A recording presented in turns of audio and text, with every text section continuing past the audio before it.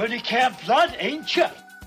Thank you for joining us at Now Playing for our Friday the 13th retrospective. With all the excitement of the Michael Bay remake of Friday the 13th coming out on Friday, February 13th, we here at Now Playing will be looking back at all of the installments in the Friday the 13th movie franchise, from Crystal Lake to New York to deep space. It'll never come back again. It's got a death curse.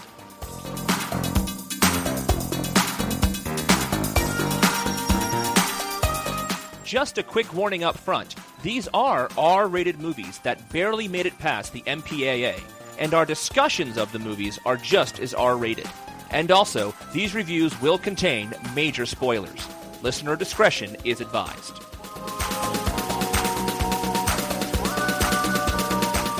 Today we're talking about Friday the 13th, the remake, the reboot, the something. This is Brock, co-host of Now Playing. Stewart in L.A. And this is Arnie, and I'm taking Manhattan. Arnie comes to us via Manhattan today. To get closer to the heart of Jason. Yes, a true fan. You had to go. You had to go and re-emulate Jason to fully appreciate the remake. Later on, I'm going to kill some heroin-addicted rapists and then punch somebody's head off a roof. But just be sure you don't go down in the sewer before midnight, because you don't want that toxic waste. Today we all saw the remake of Friday the 13th that came out on Friday the 13th here in 2009, the Michael Bay remake, and we all saw, I believe, a similar movie. I just want to say up front that I was lucky enough to see the movie with an infant, a 5-year-old, a 7-year-old, a 9-year-old, a family, a single father with an infant. It was amazing to me how people saw this preview, people saw these commercials, and said, this is a great family movie for a Friday night. This is perfect.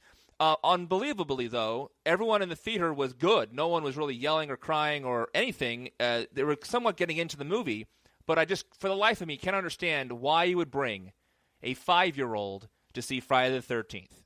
But there you go. Yay, video games for desensitizing youth to violence. The family that slays together stays together. You know, I had tickets to go see this at a midnight screening and then promptly fell asleep, only to wake up in the middle of the night with heartburn. And I'm just like, this is doubly painful. My Friday the 13th is already starting out with bad luck because I missed my show and I'm in excruciating pain. And I fortunately used that excuse to leave work early and then catch a matinee with, like, old people, like grannies and like single scary guys in trench coats. Like not too many people in this theater. Just one gentleman in particular was just sort of giggling anytime Jason was on the screen or the sound came on. I would just hear in the back of the theater this this was my audience. No children though. God, I paid for that movie twice. Awesome. At premium prices. It was $13 for the midnight show, and I didn't even go. My audience was made up of a bunch of 20-somethings who I think were skipping work, and right here in Manhattan. And I got to say, their reaction was primarily to not pay attention unless either tits or blood was on the screen, which was considerable time. And then at the end, some of them actively booed while a few others applauded.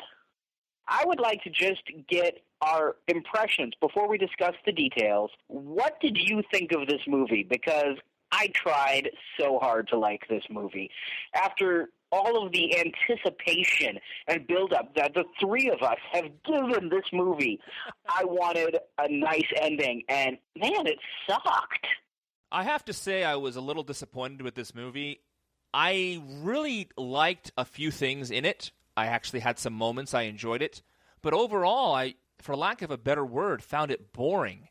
There was such an opportunity here to do something more, and surprisingly, they did the same thing, but not as well.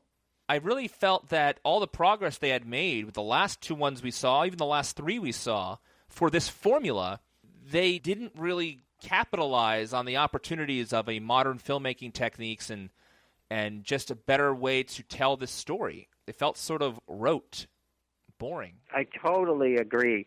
And that's, I think, a disservice to the reboot. I've really been getting into this reboot thing.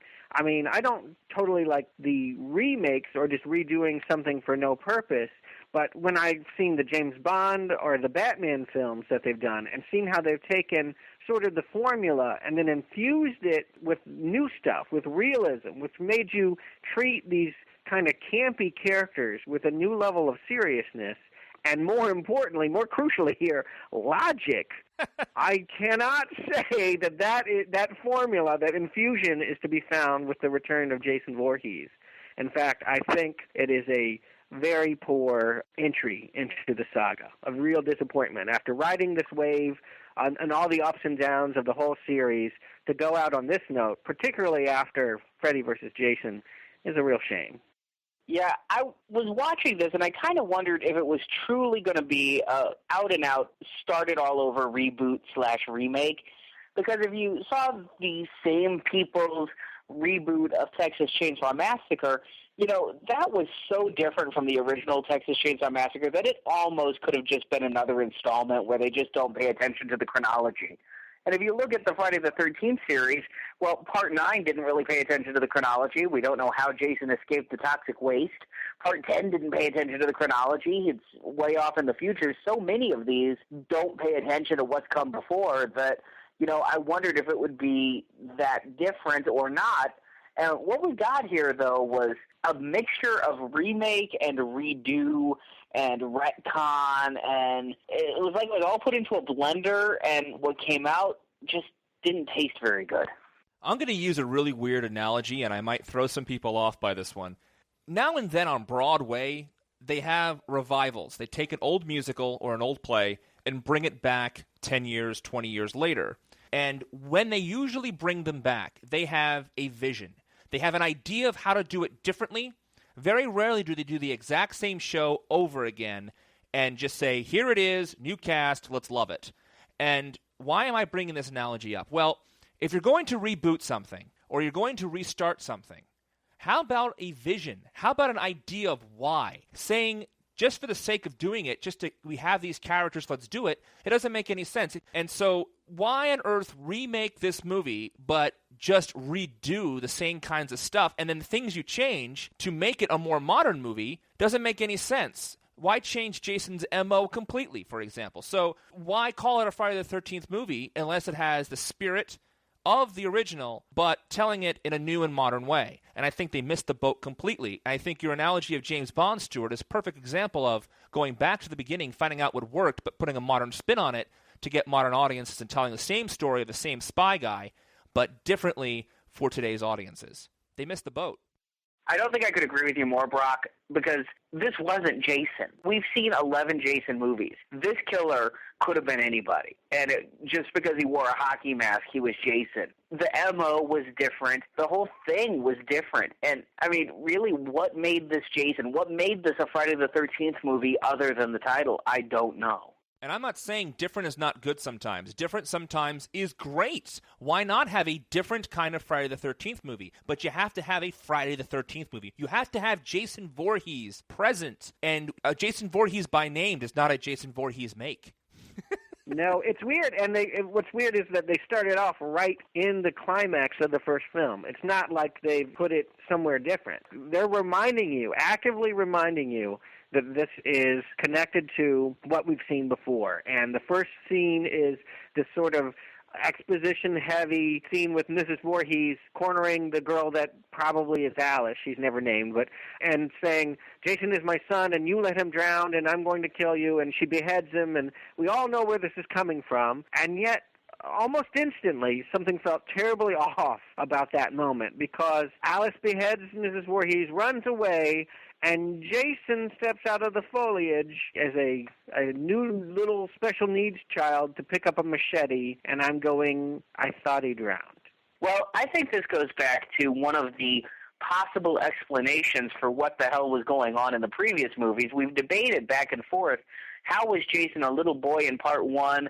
How was he a man in Part 2? How did he live? And I think the end explanation, and I think this movie went with it, is that Jason didn't drown. Jason was thought to have drowned, and, being the mentally challenged boy that he was, instead of running back to Mama, went off to the woods. He's, really not there in the head. And, in the original Friday the 13th in 1980, when we see the boy jump out of the lake, that was intended as a dream sequence, and so it's not like he aged 20 years overnight. He was always this man living out in the woods. Now, what this reboot, remake, redo changed is that I think when we see Pamela Voorhees and pseudo-Alice in the beginning, it's days after Jason drowned. Whereas in the original, it's 20 years after Jason drowned, and Pamela Voorhees is still out there. And like Stuart said, what happened to Pamela Voorhees in the 60s, And in this case, I think it's Jason drowned, and Pamela Voorhees is immediately taking her vengeance, and that pseudo-Alice was one of the active counselors at the time of Jason's drowning. So I think that's what we're meant to infer, is that Jason supposedly drowned in 1980, and then Mrs. Voorhees killed the counselors at that time. One survived, killed Mrs. Voorhees, but oops, Jason's still alive and saw the whole thing and now has Mommy's machete. Boy, it would have been nice if they had actually, shown us that, rather than just a shot of some child's feet. But, I'll go with that because I've got nothing else to go with. I would agree with that as well. They kind of said it around the campfire. Jason didn't drown. Right. But my only issue with this whole timeline thing is that when they are around the campfire, those kids go up 30 years later to camp out in the woods of Crystal Lake. And that's in the opening scene. And a couple of the kids find Jason's home. And in Jason's home is a child's bed with his name on it and all these children's toys. My problem with the timeline thing is all the toys and the furniture, everything in there is from the 60s and the 70s, not the 80s, not the 90s. But why would Jason have all these toys and all these trinkets and all these kinds of television sets, for example, as well, from the 60s, from the 70s? If he died in 1980, wouldn't he have more things from, late 70s instead of having all this stuff being from the 60s? I thought the timeline was really weird. It wouldn't be scary if he had moldy Smurfs and He-Man, would it? He could have had a Star Wars toy. Yes, he should have had Star Wars because somebody who made this film was obsessed with Star Wars. Apparently. One of the characters was wearing a Star Wars AT-AT shirt. One of the characters was named Chewie. I think we needed a vintage Luke Skywalker in Jason's bedroom. Exactly. Recreate the scene from E.T. How funny would that be? I thought that was really cool, that opening scene with the dorky kid, the fifth wheel, if you will, with the two couples are on the fire, telling the story of Jason. That whole opening murdering sequence would have been great for another movie. Well, it enters another problem that I have almost instantaneously. After I accept the premise that Jason didn't drown, but nobody went looking in the lake for him, and everyone was just like, oh, we know he didn't drown, but no one's going to actually look for this missing special needs kids in the woods. All right. We're just going to abandon the campground and let him do his thing there for years, unnoticed. All right. And they seem to know about it. Yes, kids know that he's there. They know that there are pot fields that are in this area, and two of the kids in particular, Wade and Richie, I think his name is, are really excited about making all of their millions on selling Jason's pot. My question to you Isn't it Jason's pot? Is Jason growing this to tempt children to come there so he could kill them, or is he just a weed head?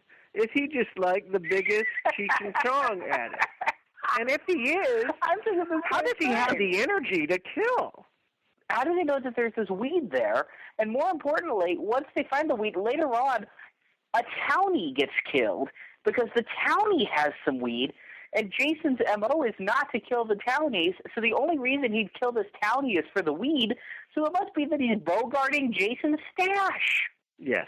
Well, actually, wait a second. I think he killed the townie in the attic, in the junk attic, because he was there to lift the kerosene.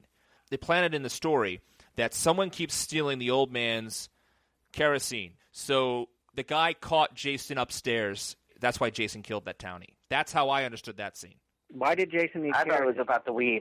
Jason's up there for some reason at all in that giant junk attic. And maybe Jason's up there stealing stuff to put back in his antiquated toy room back at his old house. But what I understood it to be was that this guy heard Jason upstairs, and Jason can't let anyone know he's there, so boom.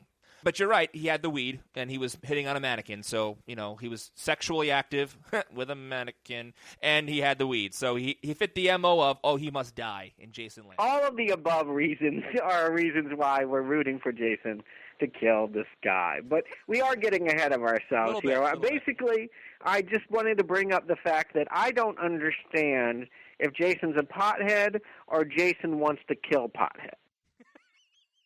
Let me tell you, this is the first of many parallels between this movie and the remake of the Texas Chainsaw Massacre, because in the remake of the Texas Chainsaw Massacre, you've got 5 teenagers who are driving through Texas, coming back from Mexico with a stash full of high-grade weed that they're going to use to make a ton of money, and then they break down and encounter Leatherface. Here you got 5 teenagers, again, out getting weed.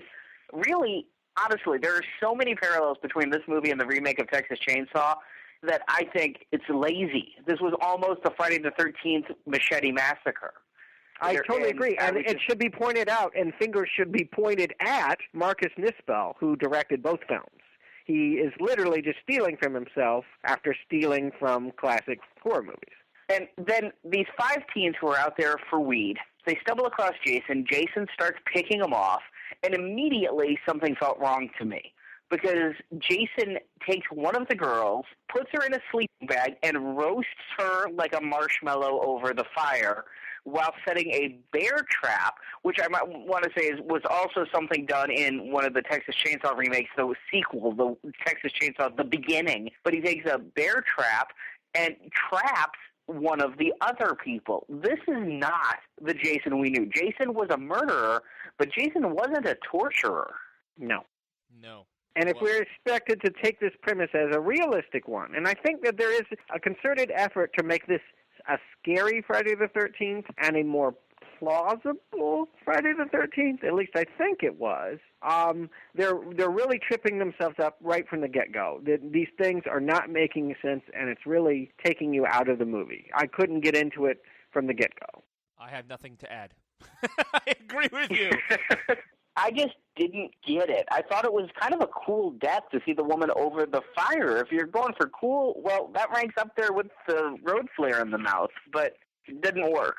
I don't think she roasted long enough to actually die either. It was very weird. When she popped out of the bag, her hair was singed, but her face was fine. I was very confused. Well, actually, I think it's a flame-retardant bag, wasn't it? So she was roasting inside. She was like boiling, I thought. That's what I took from it, because sleeping bags are typically flame-retardant. Maybe I'm just helping out the film a little bit. I thought the sequence was fun. Don't let them off the hook here. This don't make sense. But I did enjoy the sequence. But again, didn't really feel Friday the 13th-ish.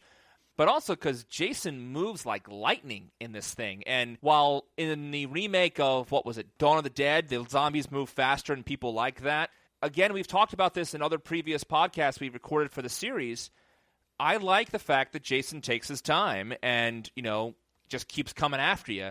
Here, he was like really, really fast, and it didn't seem right. But I guess of all the things to critique, that's one thing I guess that I really shouldn't mind too much, but it bothered me in the first scene especially. Now, I was still going with the movie at this point, though. Even though that death, I thought, didn't fit his M.O.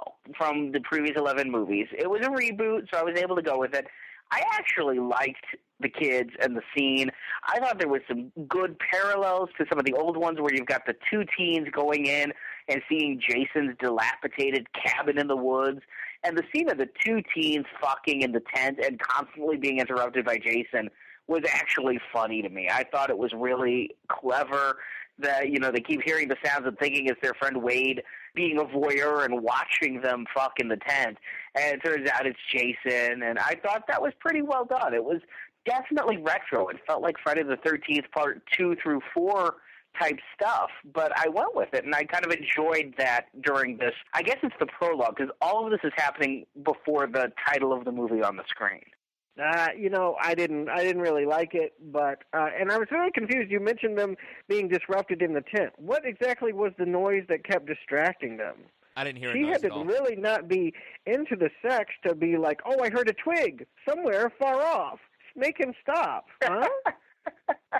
I mean, I don't, if they wanted a woodland getaway, I don't know why Wade and Richie didn't just go out to get their weed and why they brought the chicks. Like, if he wanted to have this kind of party, he either should not have brought Wade or he shouldn't have brought the girls. But it was a mixing business with pleasure, I guess. The only thing that I would add, and spoiler alert, we think that all 5 of these campers are dead. But it turns out that one of them, Whitney, is not, and we find out later in the movie. But they fooled me into thinking all of them were dead. Oh, they didn't fool me at all. I knew instantly because they dropped the line with the locket. Yeah, so it didn't fool me at all, and I knew exactly what was coming, and I was right.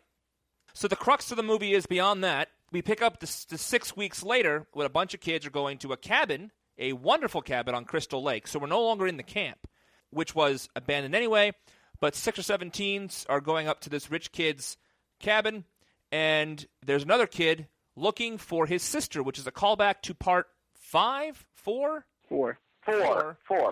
And that was a nice touch. It made sense this time, did it not? And it was nice to see that. So we have a kid looking for his sister who died 6 weeks earlier in that first massacre we saw, and we have a bunch of other kids who are up for a weekend of debauchery on the lake. And I thought that as a setup worked for me. That was okay. Here we go. It's exactly like we had in 4, kids going to party on the lake and the guy looking for his sister. I agree. The only thing that bothered me about this is these people are supposed to be friends going up to the lake. These people would never hang out together, ever. No. I was having that problem instantly. They work very, very, very, very hard for us to dislike Trent, who is, his father owns this palatial cabin or whatever it is, this summer home, and he is always throwing his money around, and he's just horrible to all of his friends. He makes one of them ride in the trunk, like squeezed up, and he won't pay for his chips, and he makes fun of the fact that he buys condoms. He's just, douche. He has douche hair, even. He's just a total jerk. You used my exact word. I said to Marjorie, he's not evil, he's just douchey. Yes. Why would he not just bring the girls to his father's cabin? Because he has absolutely no fun during any of this. Don't touch the table. Don't touch my boat. Don't do this. Don't do that. He only is there to get laid, and I truly do not know why he brought any of those guys. The whole time I was watching Trent, I could not stop thinking of Tom Cruise. This guy reeked of Tom Cruise. In his looks, in his smile, in his arrogance. And I'm talking Tom Cruise, the characters that Tom Cruise plays on screen. I'm not talking about anything outside of that. I'm talking Tom Cruise, 1980s persona. Trent would certainly not be friends with the boys, but I think the boys were there because the girls brought, at least the Matthew McConaughey guy was brought because the girl was friends with the other girl, etc., etc. But why Aaron Yu was there, I don't know. Yeah, maybe the girls insisted on bringing other boys along so that it wasn't such an obvious weekend of sex and debauchery. But I don't know why this fun-hating rich boy would ever consent to this weekend when he's so anal about all of his father's things and just truly doesn't like his friends. The other thing was, I didn't realize until about halfway through the movie, there were 2 blonde chicks. I thought there was just one blonde chick and one brunette in this trip, and then all of a sudden there's 2 blonde chicks. One's out at the boat and the other's still in the cabin. I was like, oh, there's 2. I was completely confused.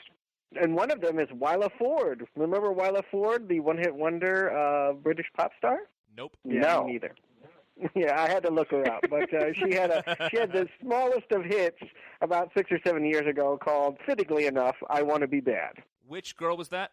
She's the one that ends up with the Matthew McConaughey look-alike in the lake. Aha. Now, let me ask something here. Trent is up there, and there's the 3 girls, one of whom is the brunette. Is Trent dating the brunette? Are they boyfriend, girlfriend? Nope. He wants her. Of all the 3 girls, he wants to lay her. That's what I got. He's very possessive of her. It's not entirely clear that she has the hots for Clay, the disaffected soap opera star-looking guy who's looking for his sister, is very irksome to him. He makes a real stink about the fact that she wants to help Clay find his sister. And this kind of harkened back to Part 7 to me, because it's like Part 7, you've got the mentally unstable girl coming in, and there's the party house. Here I'm like, there's a guy looking for his dead sister. Why is this a chance for a girl to get her freak on? Yeah. And what hope does Clay have that she's going to give him any leads? True. All right, so can we get into the kills?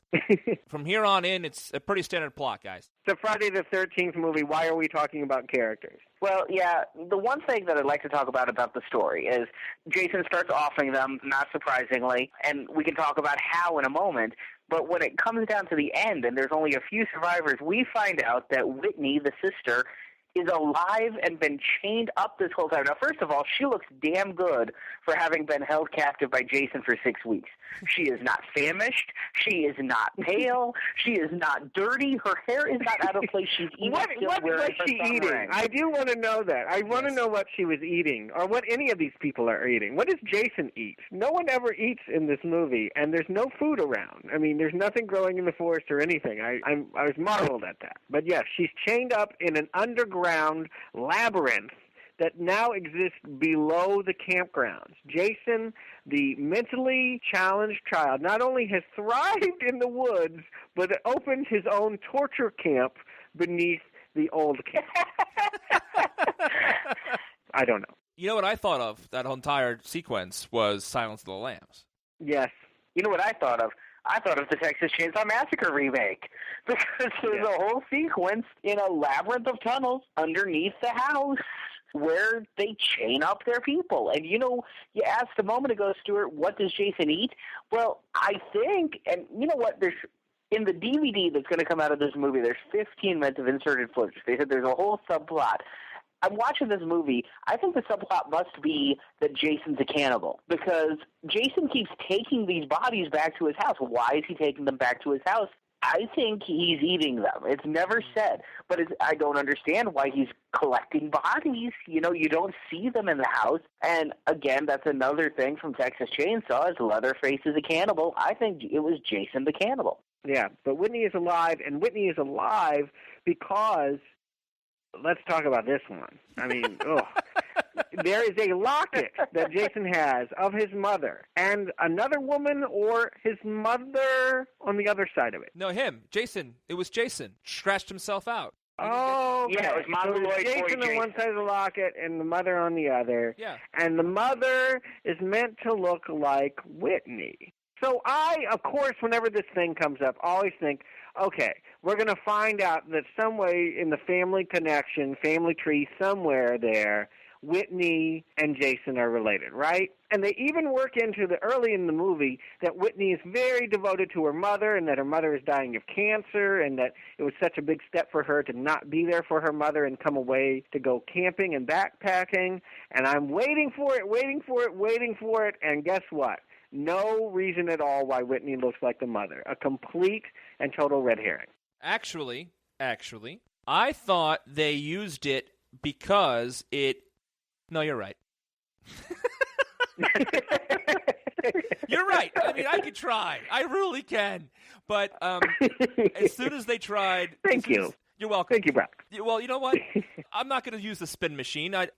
They dropped the locket. They dropped that she looks like the mother. I'm like, oh, she's going to live. I knew instantly she was going to live. Why Jason takes a captive for that weak mother angle, fine. But how it plays out is completely useless, and you really didn't need her to be alive at the end of this movie. So it's just a BS thing to do. You're right. It really is. And that Jason is even in love with his mother. Well, guess where he builds the shrine to his mother's head? Above the toilet.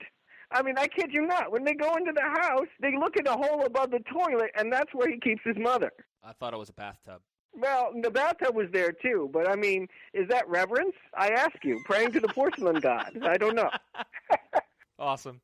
All right, so let's talk about some killing, shall we? Because we're all here for the kills, folks. We're not here for the wonderful psychological mess that is Jason's mind. We are here for the kills. And unfortunately, we had some fantastic kills for any other movie than a Friday the 13th movie. Although, I have to say, some of the kills were quite fun. And the Jason-type kills that we've seen in the past 11 movies were quite fun. There were no highlights for me.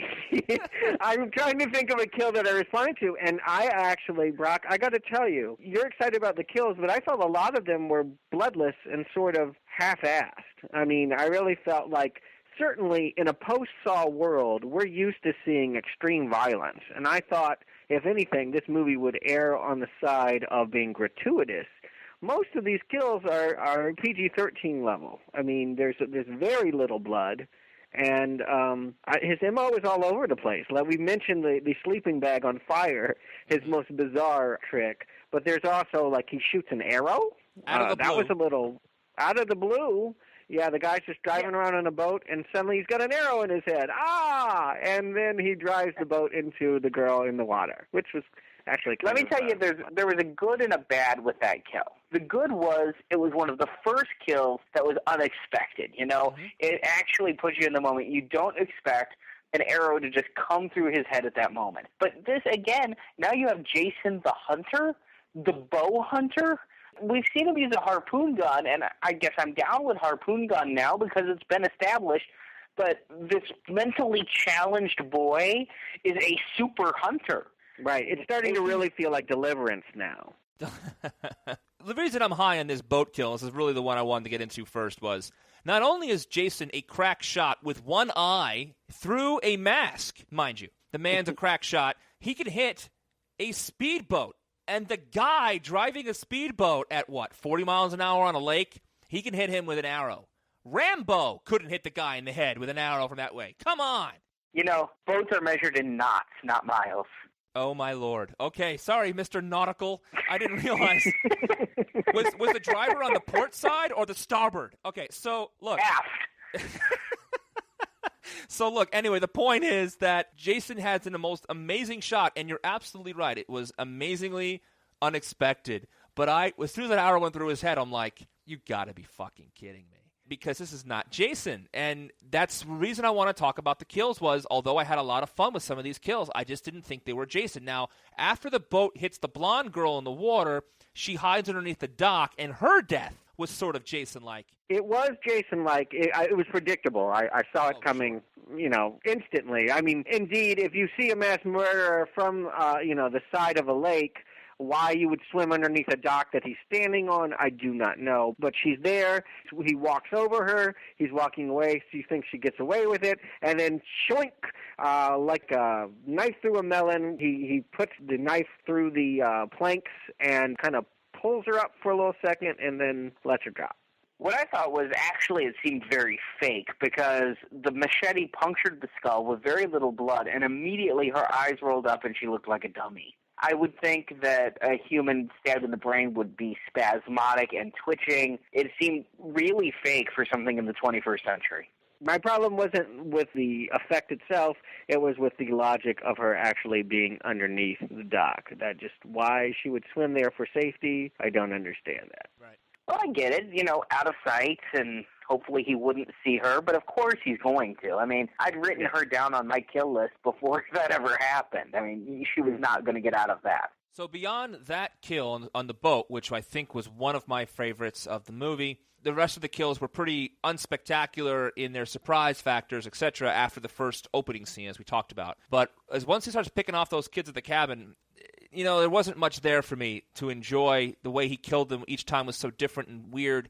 I'm not an expert on murderers. I'm not an expert on the mind of these kinds of people, but I think I can say I know my Jason Voorhees, and I really was hoping he used the machete a little more. He kept on pulling it out, and you hear the shing, but he didn't actually use it all that much to actually kill the people. He put people on antlers. He I mean, what else? Throw hatchets, yes. Which was a horribly disturbing scene with the kid begging for his friends to come out and get him. But especially since that was actually one of the likable characters.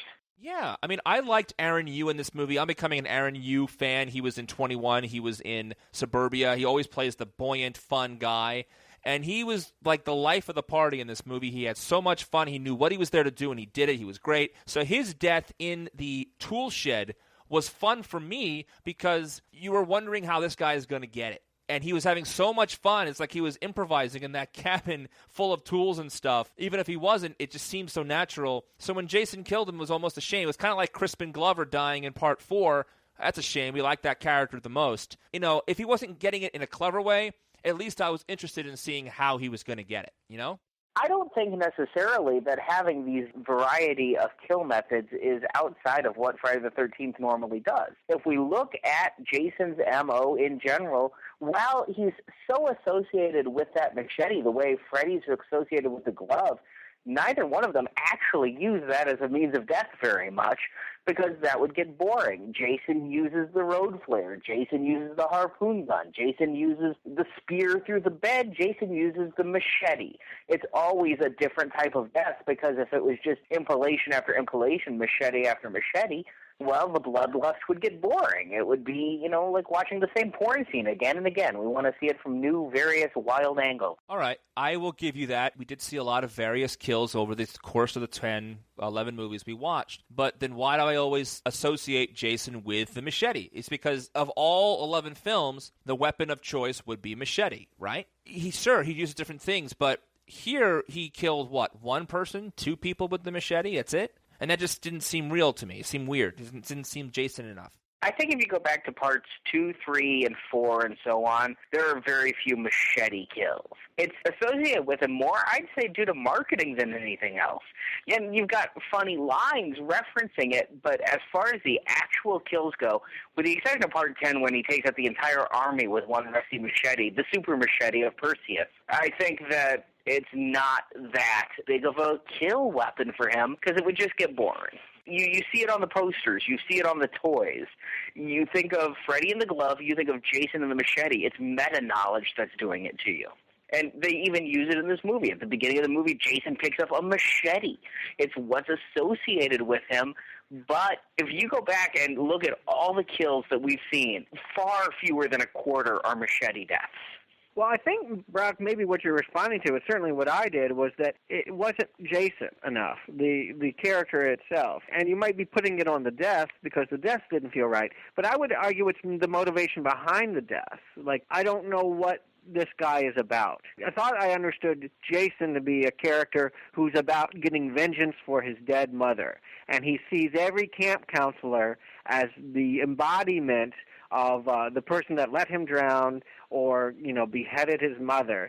And in here, because they went with this realistic, he's not really a zombie take, that he's both mentally challenged and capable of building underground labyrinths of torture, I didn't understand what he was supposed to be, what made him tick, you know. I also didn't understand why he didn't get caught. I mean, if 4 kids go missing and the cops don't go look at the campground and find all of this, I mean, they should be fired, not to mention the DEA with all the marijuana fields. I mean, this operation should not be allowed to go on very long, that it has to come down to Doofus Clay, you know, motorcycle guy, going door to door. You know what? I have a theory, too. As he was doing that, one of the people he stops by and sees is this old lady who's in on it. She knows that there is a Jason and, like, you're going to make him mad and don't rile him and don't go looking for him and all of this. Do you think that maybe one of the parts of the subplot that got cut out is that the town is in on Jason and that they allow him to do this? I'm so glad you said that. Can I once again say Texas Chainsaw Massacre? Because in the Texas Chainsaw Massacre reboot, it's the entire town of nuts. Whereas you think it's just Leatherface and you find out it's the crazy lady in the glasses. The lady in the glasses in this movie was almost exactly like one of the ladies from the Texas Chainsaw Massacre. I think, yeah, is the townfolk in on it? Is that what was cut? Because really, you'd think at some point they'd stop him from doing this. Yes. That they didn't know about it, that they knew kids were missing and never found where they obviously the bodies are being taken. It begs the question, and particularly the sheriff character, that he pops up and is dissuading the main character from even looking for answers there, made me think, aha, this guy is covering up something. And then it doesn't really pan out. So when we see the cop guy, I completely agree with you. I thought the cop was in on it. I thought the cop was working with Jason. When the cop comes up to the door and dies, I was completely surprised. I thought he was going to let Jason in the freaking front door. They were seeming to lead us that road. So if you caught it, and Arnie caught it, and I caught it, that must be what they were cutting out from this movie. 15 minutes is a lot of time in a movie, so maybe they're cutting out a cannibal plot and a conspiracy plot. But totally, that cop guy I thought was completely in on it. And maybe the cop wasn't pushing it too far. You mentioned the Texas Chainsaw, Arnie. You're absolutely right. It's the same director. It's the same feel. It's the same flavor. And I think maybe even they stopped themselves when they realized, so we're going to make another cop in on it. We can't do that one again. But by not doing it, it makes it feel even more weird. I don't know. You were talking about the deaths. One thing that kept hitting me when they were killing these characters, I didn't give a shit. And what should make a horror movie scary, and what each of the previous movies did successfully, is kill a couple of sympathetic characters to a point. Here, they were just killing the nasty characters and the comic relief, with the single exception of the brunette that helps out Clay. Yeah, when she died, I was really surprised because it was so late in the movie that I thought the three of them were going to survive, the sister, brother, and her. And when they killed her, I actually felt bad for her. She did nothing to deserve that death. Nothing. I don't remember her getting naked. I don't remember her smoking pot. I don't remember her doing anything but having bad taste in men. I was just about to say, she went there with Trent, and that is reason enough for her to die. But she was so nice. Cock tease. And how did she get it, guys? Think about where that knife came through her body. She got it in the hoo-hoo. Yep. Yeah. So anyway, I didn't realize that, but yeah. Yeah, and that's... Other than her, she is the only sympathetic character to die in this movie. And one of the things that I loved about the Texas Chainsaw remake is that you actually get to know these five characters, and when some of them die, it's a little bit wrenching, and it's these long, drawn-out deaths.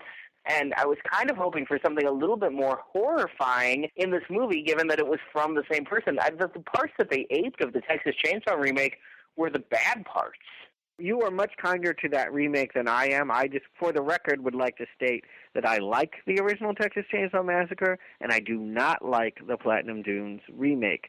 And Platinum Dunes is not winning me over with what they've done with this movie and Texas Chainsaw, and now they're going to do Nightmare on Elm Street. Oh, boy. I wish they would leave it alone. Let's not forget Amityville. I really wish that they would leave these series alone because they don't hide the fact that they're just cashing in. I don't mind that they're cashing in. Everybody cashes in these days. Go ahead. Go for it. Redo it because you want to make money. That's fine. But don't make me feel like you're just turning me upside down and shaking me down for change. That's how this movie made me feel. It was like, oh, you just want to steal my money. You just want to mug me. You don't want to entertain me. You don't want to remind me about what I like about the series. You just want to literally hit me upside the head and take my wallet. And that's what they did. You know something? I think they wanted to remind you what you liked in the series, but I don't think they know. I don't think they get it. I don't think they see why Friday the 13th was a hit, because any part of this movie was not good, Friday the 13th. I think they may have gotten Texas Chainsaw, and they had some success with Texas Chainsaw, and so they keep going back to the well. What can we remake next? How can we capture lightning in a bottle twice? But they don't get it.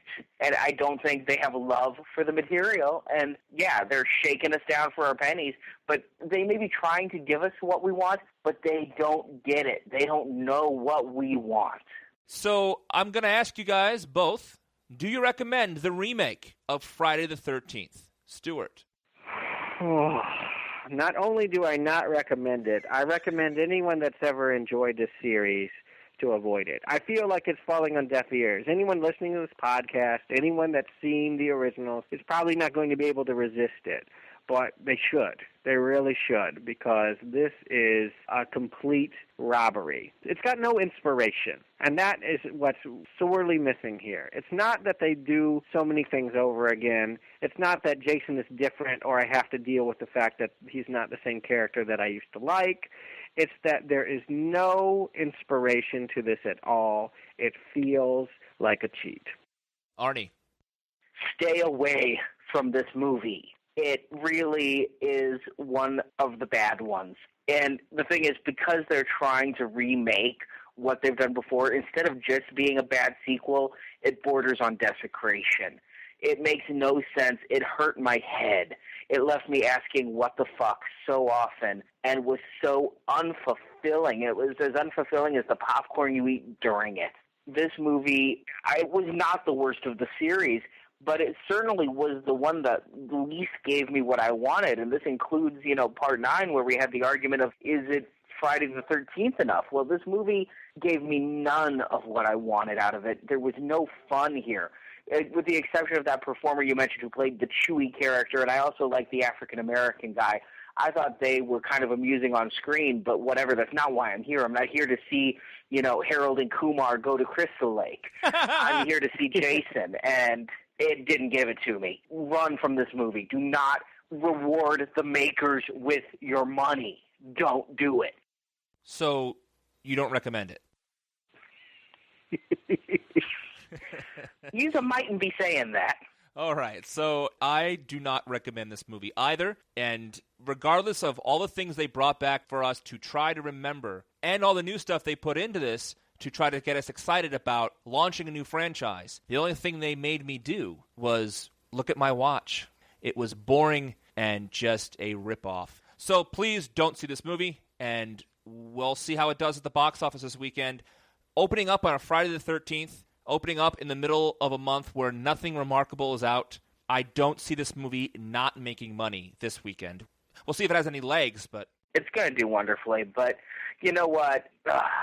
They don't even give us the music. They harken back to it twice with that mask, but no, just no. Yeah, it's the upside of all of this is that, yes, they've gone for such a temporary fix that, yes, they're going to get all the money up front, but in 3 years, absolutely no one will remember that they saw it, that they liked it.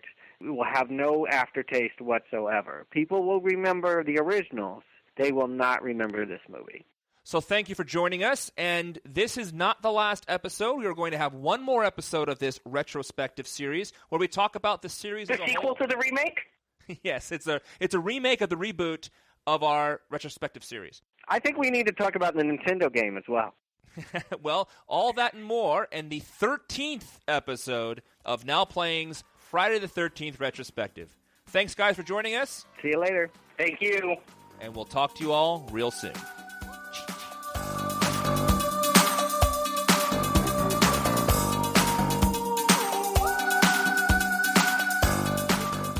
Thank you for listening to our Friday the 13th retrospective. We will be reviewing 2 Friday the 13th episodes each week, up to the release of the new movie in February. Come back to NowPlayingPodcast.com to get the latest episodes. If you did.